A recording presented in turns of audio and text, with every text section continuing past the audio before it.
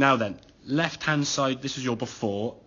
I'm basically straight on sort of to you, and you can see there, that golf ball's a long way back in his hands. I think because you're trying to get that club to sort of lean the shaft forward, by putting the ball further back, you put your hands further forward, you kind of almost cheat the position, which I can understand why people do that, okay?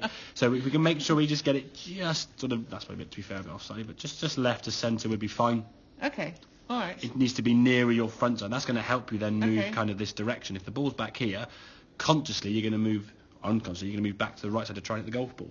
And as you move back, as you'll see in this case, backswing wise is good, great hinge of the wrist. And for me, the backswing now ticks a lot of golf boxes, okay? You're in a good position there now, you've hinged it. Exactly, that's just done and dusted there. Good shoulder turn, good wrist hinge, lovely. It's that transition down there. From there's a good sort of movement to the start to go to your left side. It's when you get to back here, trying to put the power on, now your body, and look at that left arm now, trying to sort of bend and pull in here now. Up she pops, and then the weight now stays on that back foot, and as a result of that left foot, you can see the left foot go up in the air because your right foot's taking all the body weight, so you're just leaning back, and this left has to lift, okay? So if we look at that impact position, or post-impact, from here, there's your left arm, and it's pulling up. This move on the right-hand side, that sort of dragging drill we talked about here now, getting the golf club now in the normal position, but the club way back here, you just try and drag that club. Now, when you're trying to just drag the club on the ground, your only conscious thought was, keep that club on the ground. So when you do that, your hands stay nice in front. Look at the left arm. Look at your torso. Lovely. So that's a really good move. So if we can just focus on getting that move there, and then in time, if we say that's okay, that's a very, very small percentage of swing, we'll then hit some shots where the club goes here. And we can get the same good quality through there. And then when we get that position, okay, we'll go to here. And we get the same good quality going through. And then, okay, we'll go, and we just gradually move it around bit by bit. And that's the thing. Again, you've played a couple of weeks, you've been away and stuff. A couple of games of golf that you said, and it does come and go. Golf is like that, unfortunately. There's some days that you've really got it, and then some days it just doesn't feel so good. But yeah, if you can, this is going to be a really sort of good drill. You can practice at home. Like I say, you want to do the vids that you did last time, send them over, put the club on there, face on position. We can see how well you're striking that golf ball, and it actually gets the ball up in the air. It's a different feeling off the club face. And as I said, it wasn't the proverbial, but you felt a different contact with club because you were striking it differently. Whereas the club here now, if we look at that golf position here now, even though the ball's going up in the air slightly, you're still probably catching just beneath the equator, whereas this one, you're catching the base of the golf ball because your club is dragging on the mat. So the ball's going off a different angle. Look at that left arm there on the club, whereas... But when you're aiming to hit the ball, hit the ground after the ball. In theory you should be. I mean, what you would look to try and do when you're playing a normal shot is your club's going to be coming down and bottoming out probably around where your left foot is, if you actually think of a good strike.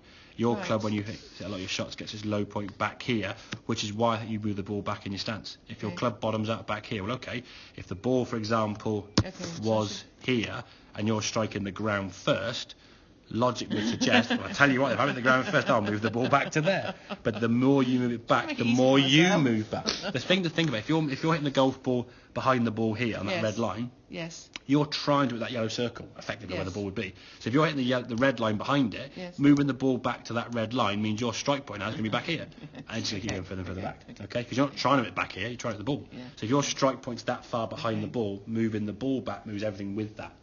Okay. So practice, even though you're dragging the club along the ground, when you're still doing your proper shot, you need to think about trying to hit the ground after the ball. Exactly. What I'll do is I'll send you a clip, I'll show the clip down the shop and stuff, of how, I think it's McElroy, of how a golf club interacts with the ball and then the ground afterwards, and you still see it going down, down, down after the strike. Now to do that, your torso has to be pointing,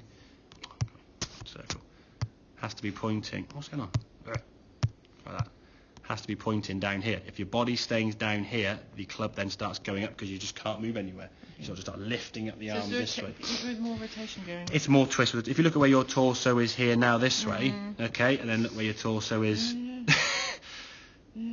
Massive. I mean, that club's gone less distance, and that torso's moved less than that there. If we go to where your hand's in the same position, you're basically fully rotated. And then from there now your arms would continue on up over your left shoulder. Whereas here, the shoulders are still back here. Then you kind of come to the end, but it's just a bit too late. It's more kind of up this way rather than actually that way. Okay. So you can do it. Bit of practice. But it's completely, Well, the thing is, it's a different feel to try and get that strike and so on, but it's moving in that direction. Like I say, that for me, is the best I've seen you in a position wise there. That's great. That's really, really good. So you can, again, exactly. Well, that's the thing, and that's the golf thing is a jigsaw puzzle, as we know. If we had a jigsaw 1,000 pieces, and we're okay, right, chuck them on the floor, hope for the best, it's not going to get stuff done, is it? You have to just build the edges and work into the middle and stuff. But some of the different strikes on there come on nicely, so we can get that same compression, that body rotation. There you go. Okay, rub that one out. Okay. Okay. Excellent. Yeah, of course. Yeah, understandable.